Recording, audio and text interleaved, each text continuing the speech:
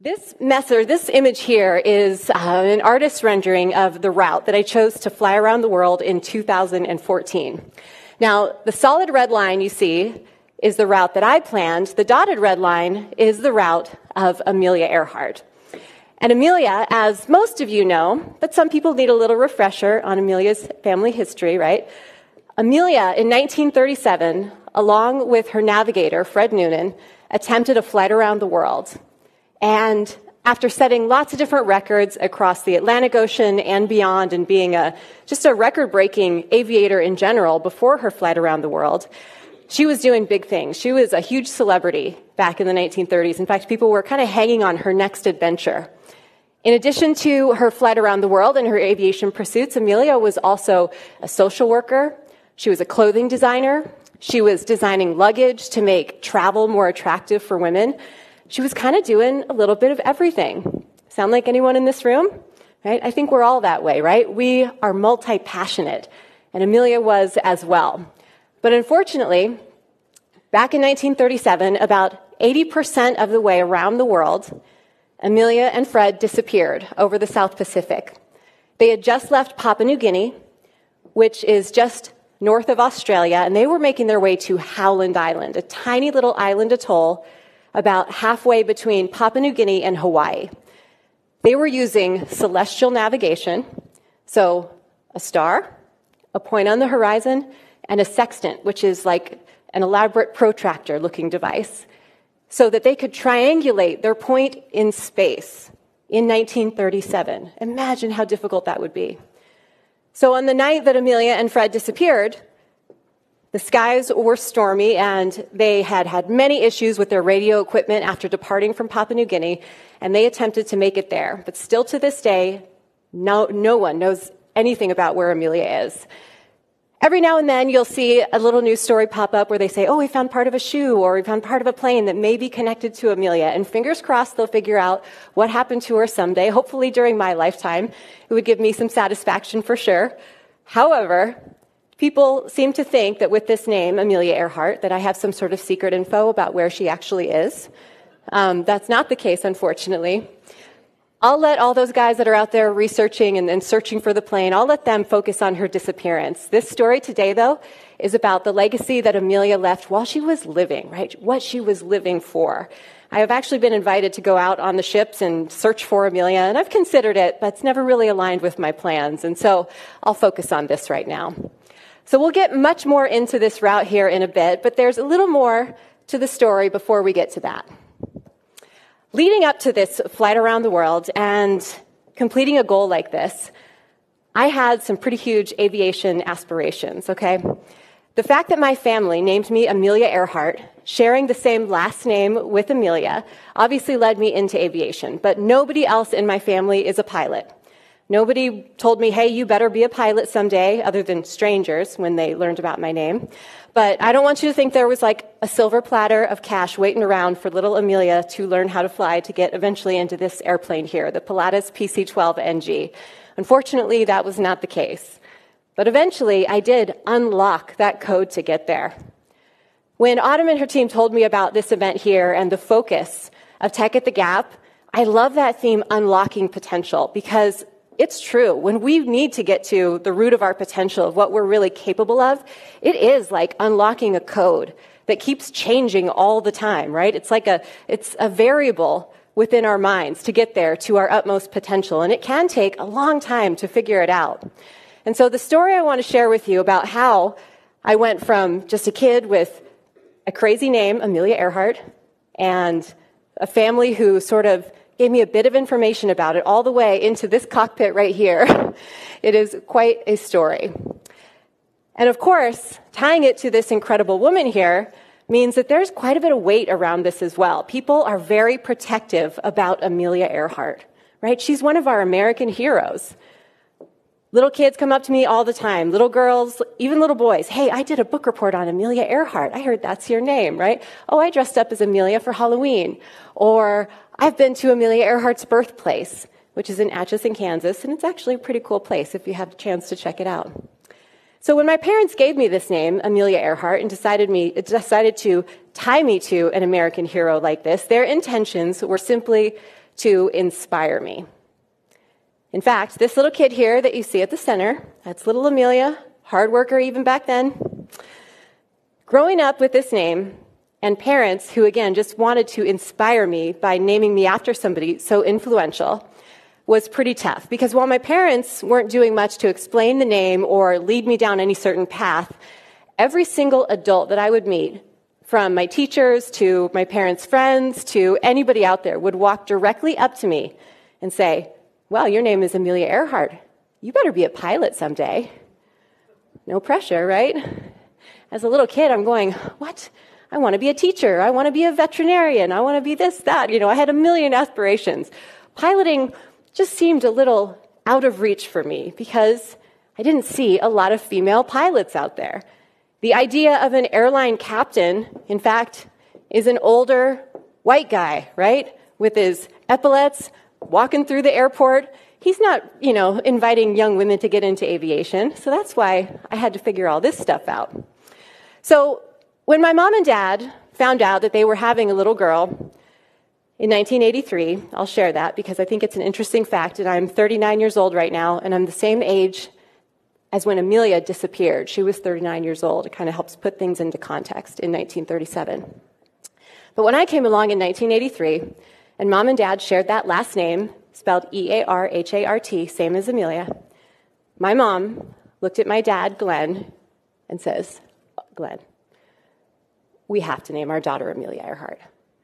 And he says, No, Debbie, if we name our kid Amelia Earhart, she's going to feel like she has to be a pilot someday. And my mom goes, "Well, there's nothing wrong with that." He says, No, Debbie, if we name our kid Amelia Earhart, what if she feels so much pressure from this name that she feels like she eventually has to fly around the world or something crazy like that? Okay, my dad is a very smart man because I have felt that pressure so deeply from this age that I somehow got to the point where I could fly that plane around the world. Still to this day, 8 years later, I honestly can't believe that it all came together the way that it did because my parents had no master plan with any of this. In fact, when my mom suggested this to my dad, he kind of fought it quite a bit because in my family, we never knew exactly how we were related to Amelia Earhart. But when you have that same last name, especially back in 83, before you could hop online for Ancestry.com or genealogy.com and just look it up, right? We weren't hiring genealogists because that house, if you can call it a house in the bottom right-hand corner, is the home that I grew up in, which was a tiny little cabin attached to a trailer that my dad hand-built. So growing up with all of this going on around me and kind of the lack of connection to how to figure all of this out, it's been an interesting path to figure out. But when my mom went out and finally had this little girl growing up with this name, I would ask her more and more, right? How are we related? You guys got to figure this out with me because every person I meet wants to know, how are you related to Amelia Earhart? And I don't have a good answer for that. And my mom would help me as much as she could, but we never actually hired a genealogist. It was always just told in my family over and over again that we were distantly common related, or had shared a common relation to Amelia that traced back to the 1700s, and that we were somehow connected. So I grew up with that knowledge, and every adult that would ask me about it, that was kind of the standard response that I gave. And so the pressure built and built and built until finally, in my early 20s, when I was a sophomore at the University of Colorado in Boulder, Colorado, I finally got so sick of every single time someone would walk up to me and say, "Hey, your name's Amelia Earhart. Are you a pilot?" I would say, "Not yet, maybe someday." You can only see that disappointed look come across people's faces so many times before you get your butt into an airplane when your name is Amelia Earhart. And so while I was paying my way through school, paying that full tuition, mom and dad, again, they had already divorced at that point, you guys. They were probably still fighting about the name. So, hey, I'll be honest with you guys. This is a real life story here. I don't want to make it sound like a fairy tale. But they had kind of gone their different directions.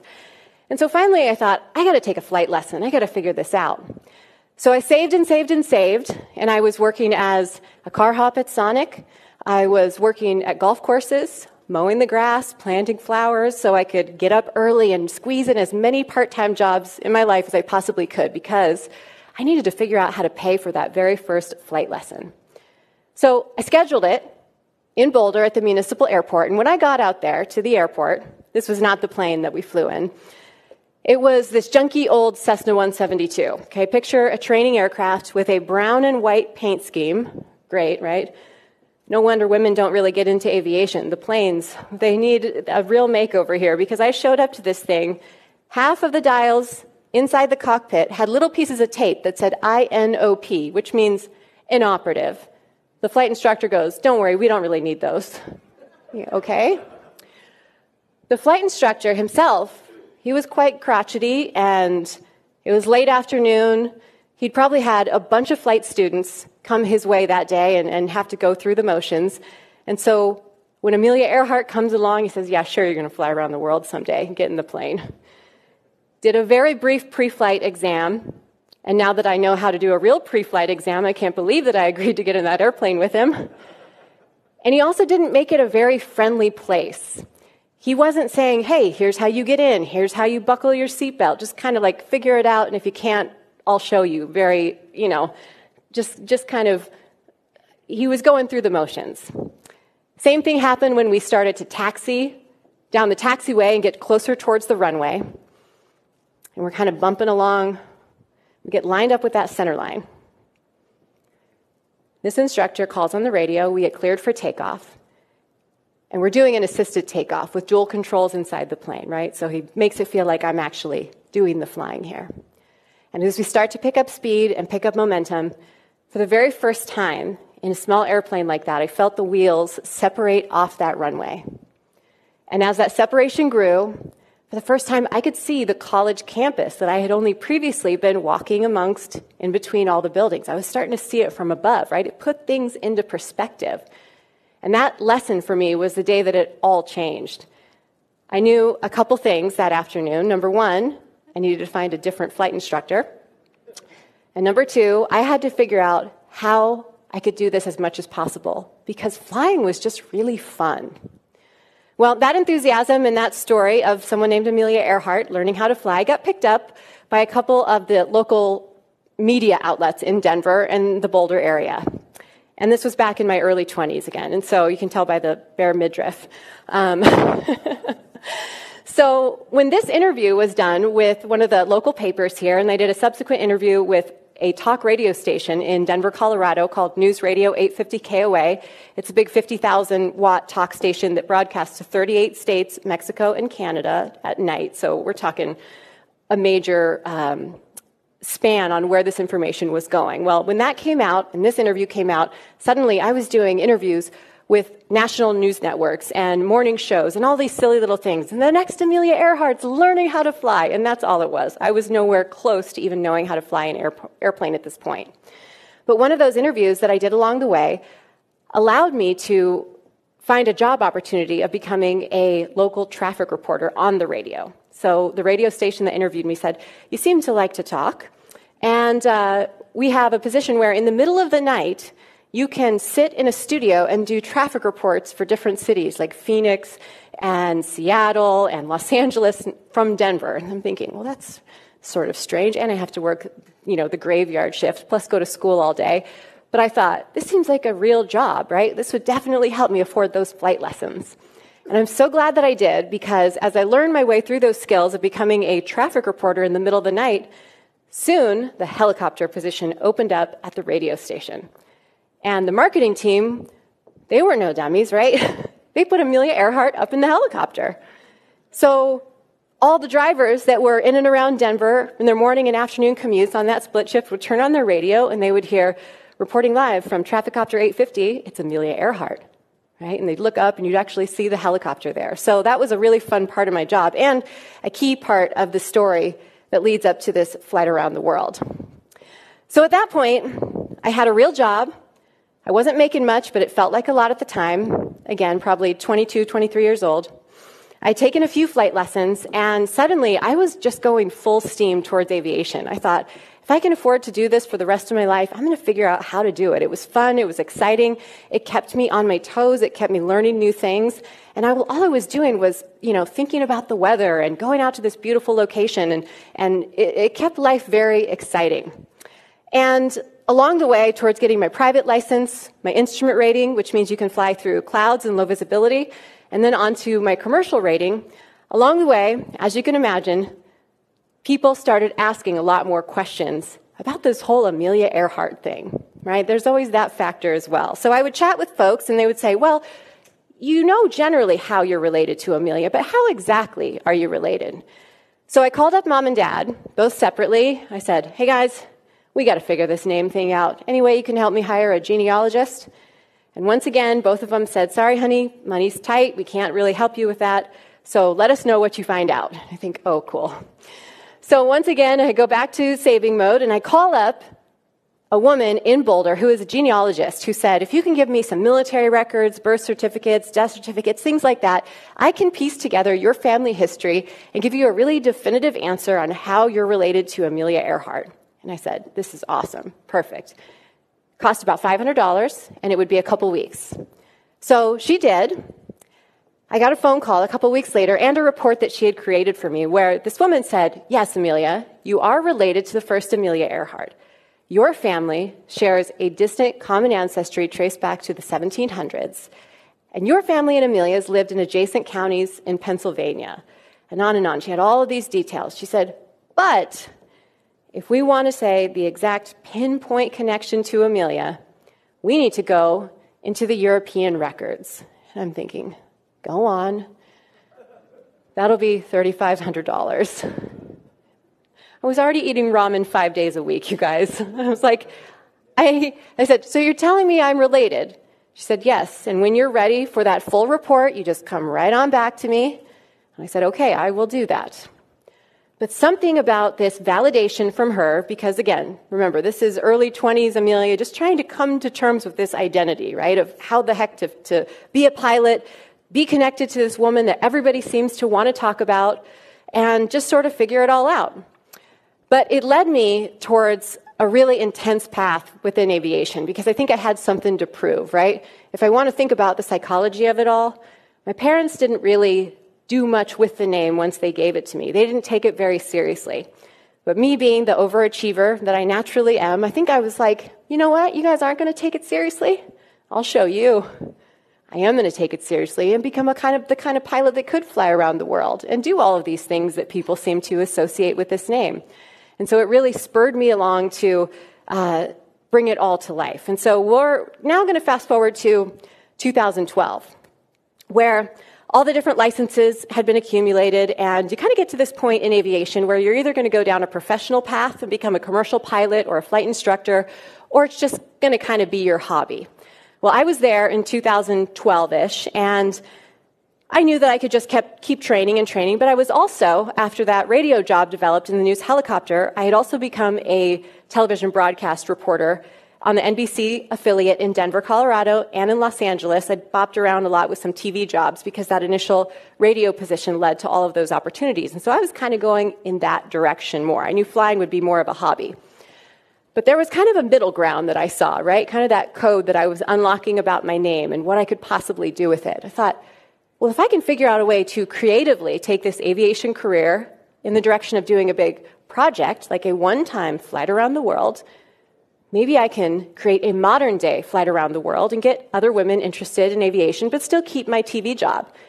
And that's what I began doing in 2012. And within my tiny little apartment in South Denver that was as close to Centennial Airport as I could possibly be, because I wanted to be just minutes away from that airplane as often as I could be, I sat down at the kitchen table and I did what all of you have done with your big ideas.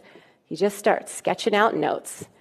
Big, huge, wild questions that have absolutely no real answer in the context in which they begin. I asked myself, if you're going to fly around the world someday, which way would you go? So what do? You pull out a map. That's where things start. And I started going, okay, here's where Amelia went. Okay, that's a lot of stops. She also didn't finish the flight, so we got to think about the complications of that. We need to decide which airplane to do it in. Would I do it in a Lockheed Electra 10E, like Amelia did back in 1937? That's what a lot of people thought I should have done. There's only one airworthy Lockheed Electra anywhere in the world, so finding parts or replacement parts wouldn't be great. And so I decided to go in the more modern direction. But at my kitchen table, that's where it all started, that flight around the world.